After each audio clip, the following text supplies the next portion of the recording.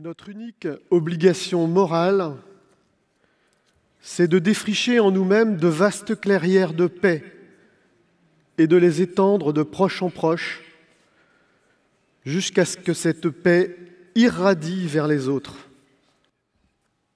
Et plus il y aura de paix dans les êtres, plus il y en aura aussi dans ce monde en ébullition. Etty est une jeune femme juive. Elle écrit ces mots juste avant de mourir en déportation à Auschwitz. C'était il y a 80 ans. Bientôt, nous allons commémorer l'anniversaire du débarquement en Normandie.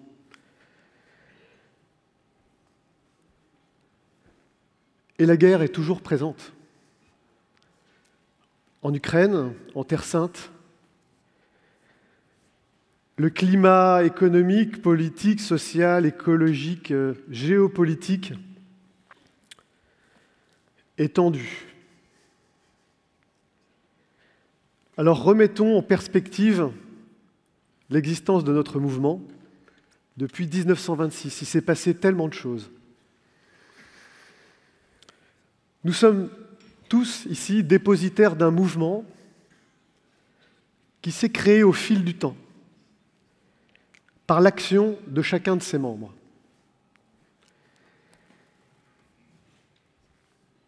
Quel contraste! Pourquoi ce mouvement est en croissance depuis déjà plus de 10 ans, en croissance continue? Pourquoi sur les 500 membres qui nous ont rejoints depuis septembre, plus de 45% ont moins de 40 ans? Je vous propose de faire le bilan des 2 dernières années. C'était les 2 premières années de mon mandat. Et avec notre conseiller spirituel national, le Père Sébastien, ainsi que les 3 vice-présidents, nous vous avons proposé 3 orientations. Est-ce que vous vous en souvenez?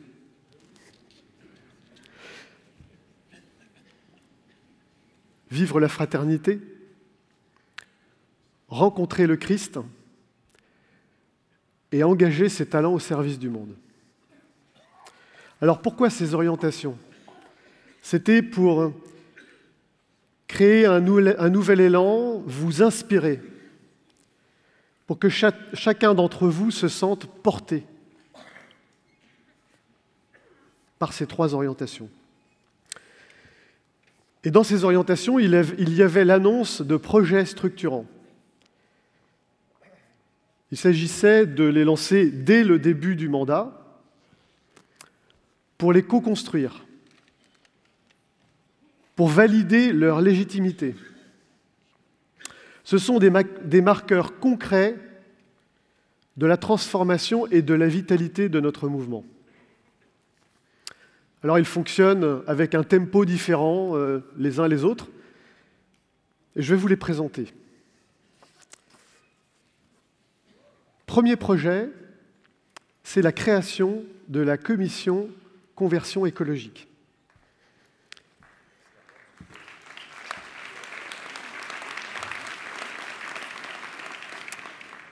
Cette commission a été créée pour accompagner les dirigeants dans leur conversion écologique intégrale personnelle, pour partager aussi les meilleures pratiques entre nous, et enfin, pour insuffler une transition vers des modèles régénératifs de la terre et des hommes. Le deuxième projet, c'est celui du campus, le campus des EDC. Là, il s'agit de formation, car la formation est au cœur du parcours de chacun des membres des EDC. Former des dirigeants chrétiens à agir dans l'esprit de la pensée sociale chrétienne. C'est aussi promouvoir la pensée sociale chrétienne dans le monde économique. Le troisième projet, c'est ce projet de fonds d'investissement qui est encore en phase d'étude. Il s'agit là de soutenir et déployer des entreprises qui, déjà, maintenant œuvrent pour la PSC, en mettant en œuvre la PSC. Il s'agit aussi de convertir des investisseurs financiers en investisseurs éclairés par la pensée sociale chrétienne. Ça change tout. Et enfin, c'est pour accélérer l'économie au service du bien commun. Et enfin, le dernier projet, c'est le projet digital. Vous avez sans doute tous vu que nous avons lancé notre nouveau site web cette semaine pour les assises. Ce site web, c'est moderniser nos pratiques pour attirer les jeunes dirigeants. C'est vous permettre de vous relier les uns avec les autres plus facilement, au-delà de votre équipe. Et c'est proposer de nouveaux usages au service du membre.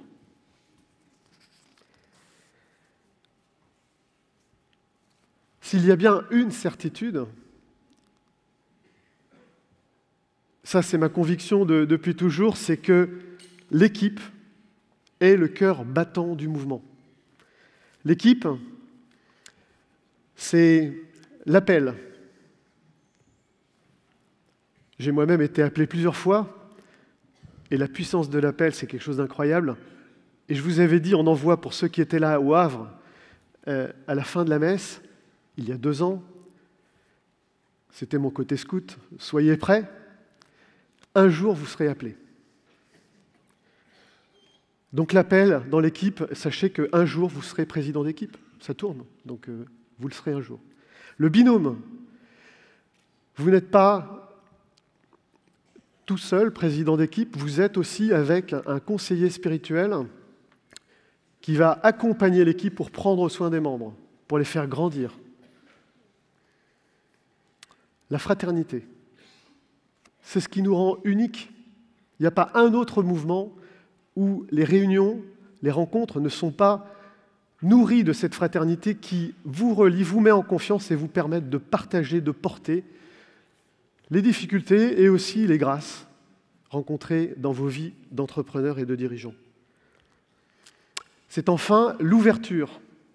L'ouverture, car une équipe qui reste dans un fonctionnement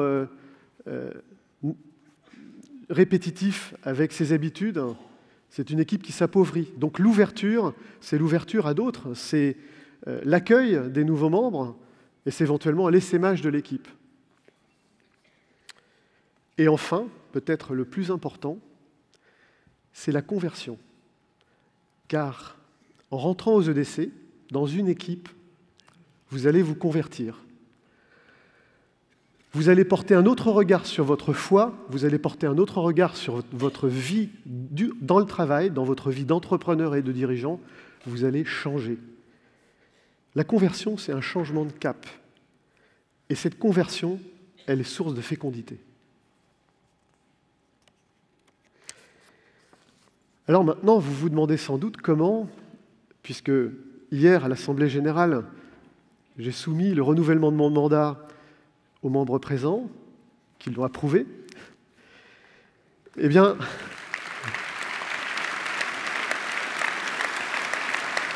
merci. Alors, quelle dynamique maintenant donner pour ces 2 prochaines années ? Je vous propose 3 pistes. La première, c'est enraciner pour transformer. On a engagé une professionnalisation du mouvement. J'ai parlé hier à l'Assemblée générale de la rue Chamelin. C'est notre siège social qui est à mi-chemin entre l'adresse, la rue et une rue où ça bouillonne, où il y a plein d'idées et plein de rencontres qui se créent, avec un certain nombre de compétences nouvelles qui nous ont rejoints récemment. C'est la formation. C'est la formation à la pensée sociale chrétienne. Vous avez vu que la plupart d'entre vous ont fait cette formation socle à la pensée sociale chrétienne qui vous apporte des fondamentaux pour pouvoir vous déployer. Mais c'est aussi la formation des membres en responsabilité. Président d'équipe, animateur de secteur, président de région, coordinateur du développement, conseiller spirituel. C'est la transversalité. On a parlé là aussi hier de gouvernance, et notre mouvement est un mouvement vivant, avec des parois qui sont souples et poreuses, qui permettent de laisser respirer et vivre le mouvement. Donc cette gouvernance, elle devient plus transversale, on espère la rendre plus transversale. Et la transversalité, c'est aussi ces communautés. Il y a cette structure qui existe, mais il y a des communautés qui se créent. Vous avez sans doute tous entendu parler des JEDC, qui est une communauté vivante, large et qui grandit chaque jour. Il y en a aussi d'autres, parfois un peu éphémères et qui renaissent à certains moments. Je pense notamment à cette chorale qui se crée et qui disparaît et puis qui renaît dès qu'il y a un événement national. Il y a aussi la communauté des coachs qui vous ont accompagné pour certains qui avaient besoin d'un petit accompagnement ponctuel avec ces speed coaching qui ont été organisés pendant ces assises. Il y a cette communauté COMEX qui réunit des grands dirigeants, membres de COMEX d'entreprises importantes. La deuxième piste que je vous propose aussi pour cette dynamique que je souhaite pour les 2 années qui viennent, c'est s'ouvrir pour grandir.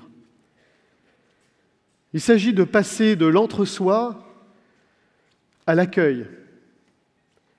L'accueil, on en a un peu parlé, on en parle régulièrement, c'est l'accueil de l'autre. L'accueil de l'autre, c'est l'œcuménisme, forcément. C'est l'accueil des femmes dans nos équipes. Elles sont en progression. Dans ces 500 nouveaux membres, il y a 25% de femmes, donc c'est un pourcentage supérieur à leur représentation actuelle dans l'ensemble du mouvement, mais il en faut plus.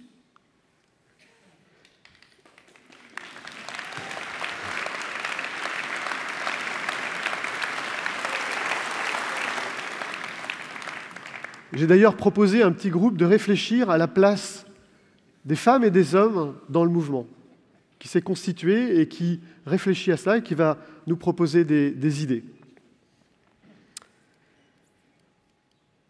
C'est l'international. J'ai un peu parlé de l'Union chrétienne internationale des dirigeants d'entreprise.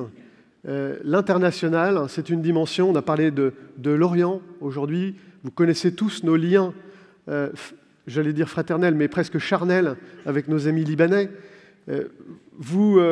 L'international est important parce que c'est une façon de sortir aussi un petit peu de ce qu'on pratique ici en France et de comprendre que l'entrepreneuriat dans d'autres pays, vous l'avez vu au travers du film que vous avez pu voir à l'instant, ça revêt plein de formes et que les chrétiens entrepreneurs dans le monde, il y a plein de choses à découvrir.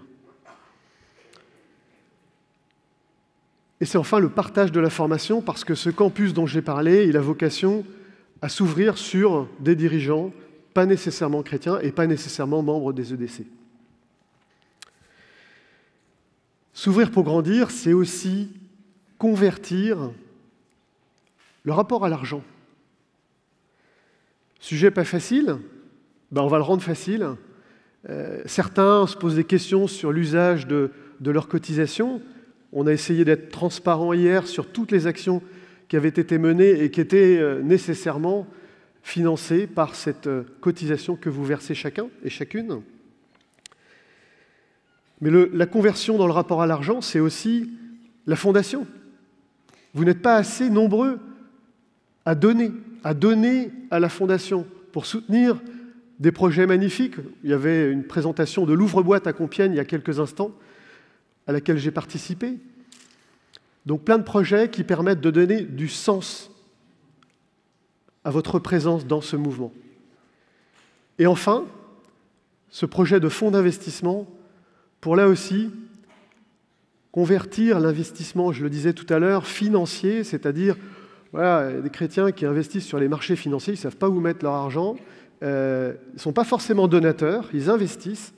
Eh bien, ce qu'on aimerait, c'est leur proposer d'investir dans des entreprises qui mettent en œuvre au quotidien la pensée sociale chrétienne, pour avoir un vrai effet de levier et pour avoir un usage de l'argent, justement, qui correspond à nos convictions. Et enfin, la troisième piste, c'est agir pour influencer. Alors, nombreux sont ceux qui ont déjà pris la parole dans leur région, et c'est magnifique, mais ce n'est pas encore assez. Il faut oser témoigner en qualité de dirigeant chrétien. C'est très très important qu'on fasse entendre notre point de vue dans la société. C'est influencer, et nous sommes en train de rédiger un plaidoyer que nous pourrons porter au monde pour pouvoir présenter en fait au monde qui nous entoure ce que nous portons. Et enfin, c'est la présence auprès des autres mouvements, ou tout simplement auprès d'une association locale, là où vous êtes, dans laquelle il faut vous investir. Alors, les membres en responsabilité du Bureau national se sont investis depuis l'été dernier dans cette transformation dont je viens de parler, avec 6 groupes de travail qui sont déjà en action. Un premier groupe qui réfléchit sur l'organisation des régions, pour leur donner encore plus de dynamique, et vous avez sans doute vu passer une annonce pour le recrutement d'une coordinatrice de région pour pouvoir compléter notre dispositif d'accompagnement des régions sur le plan opérationnel. Sachez que tous les salariés de la rue Chamelin sont à votre service, quelles que soient leurs compétences, ils ont tous des compétences professionnelles et ils vous apporteront un plus. Ce groupe gouvernance, j'en ai parlé tout à l'heure à l'Assemblée générale, donc on a validé une petite légère modification de nos statuts, là aussi pour adapter les statuts à la vie du mouvement. Le règlement intérieur est aussi à l'étude. On est en train ce groupe de travail réfléchit pour le rénover, pour lui donner plus de cohérence par rapport à ce qu'est le mouvement aujourd'hui. Le troisième groupe de travail, c'est la vitalité des équipes. Pour justement trouver des pistes de vitalité, pour pouvoir vous donner des idées et pour pouvoir essayer de faire en sorte que les équipes ne tombent pas dans l'entre-soi, ne tombent pas dans le train-train quotidien, mais se mobilisent sur des projets agir, se mettent en action. C'est un groupe qui réfléchit, le quatrième, sur le parcours spirituel du membre. J'ai parlé de conversion.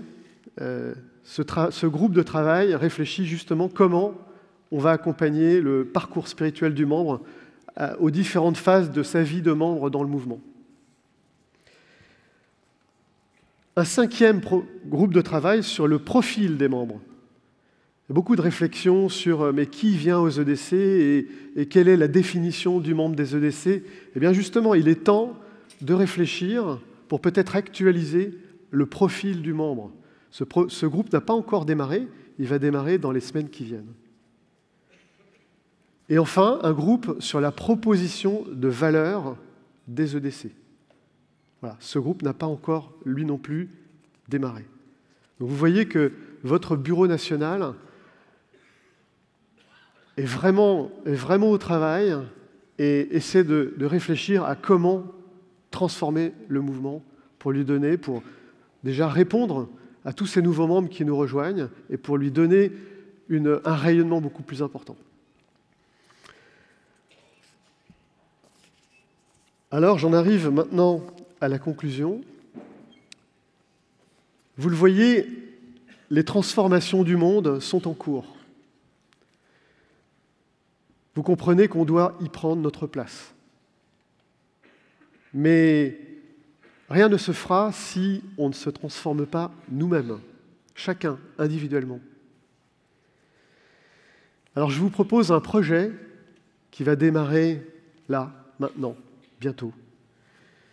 À l'image du synode dont nous a parlé sœur Nathalie Bécard tout à l'heure, eh bien, je vous propose une vaste consultation où vous allez tous être associés, tous ceux qui voudront bien participer sur la raison d'être du mouvement.